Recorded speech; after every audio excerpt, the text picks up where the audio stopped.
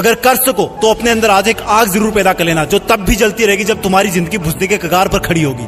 तुम्हारी चिता की आग से भी कई गुना प्रचंड होगी ये आग। चिता की आग तो एक शरीर को मिटा सकती है, लेकिन अगर दिल में आग लगा ली तो पूरी दुनिया में आगे आने वाली सदियों तक तुम्हारा नाम चमकाने की ताकत होगी तुम्हारे पास। तो फिर ये पढ़ाई लिखाई ये कोई तोप नहीं है जो तुम्हारी सीने को छलनी कर देगी।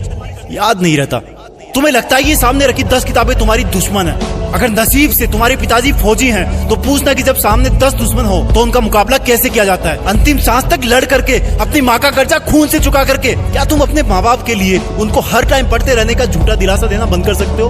प्लीज। तुम्हें लगता है कि दिमाग से पढ़ना चाहिए, लेकिन दिमाग तब तक नहीं जागता जब तक दिल नहीं करता। कभी पढ़ते पढ़ते रोना आया तुम्हें? कभी पढ़ते हो आंखों के नीचे रखा पेज गिरने वाले आंसू की वजह से खराब हुआ है? कभी इमोशनल होने के बाद सिर्फ ये ख्याल आया कि मुझे अब दुनिया से कोई मतलब नहीं है और बस मुझे पढ़ाई करना है?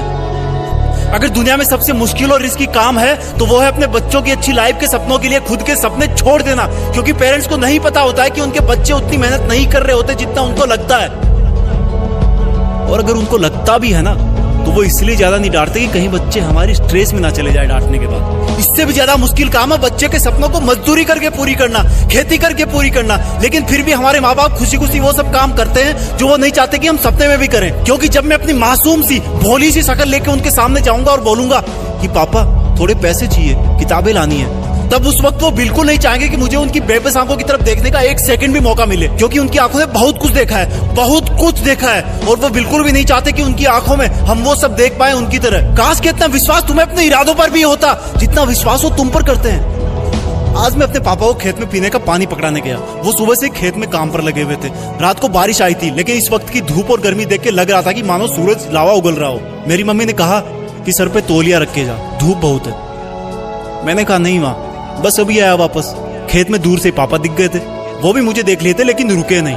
दूर से मुझे ज्यादा कुछ नहीं दिखा, लेकिन पास जाने में पाया कि वो पसीने में पूरी तरह से भीगे हुए थे और उनके सिर पे रखा सफेद तौलिया भी पसीने और मिट्टी से मटमेला हो गया था।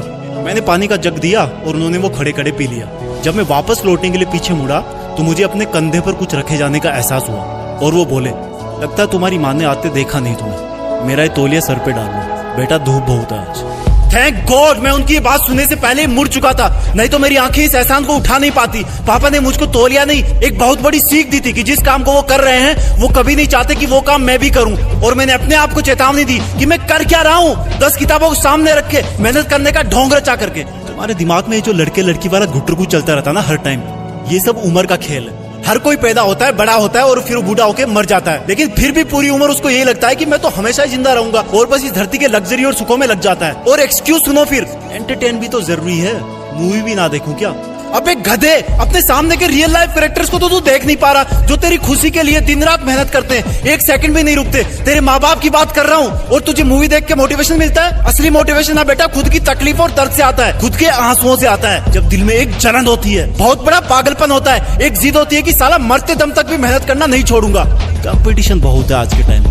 अरे मैं कहता हूँ तुम्हारे पास इजी लाइफ जीने के साधन बहुत है, इसलिए तुम्हें बाकी चीजें डिफिकल्ट लगने लगती है। एग्जाम में तो हर टाइम ऊपर वाले को याद करते हो। मत करो इतनी पूजा, भगवान को भी इतनी फुर्सत नहीं है सुनने की।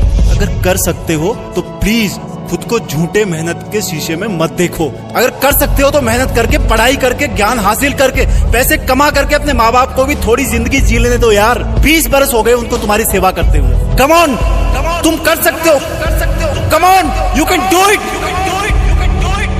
बी ए टॉपर, तुम्हें टॉपर बनना है, तुम्हें जीतना है। You are born with a purpose.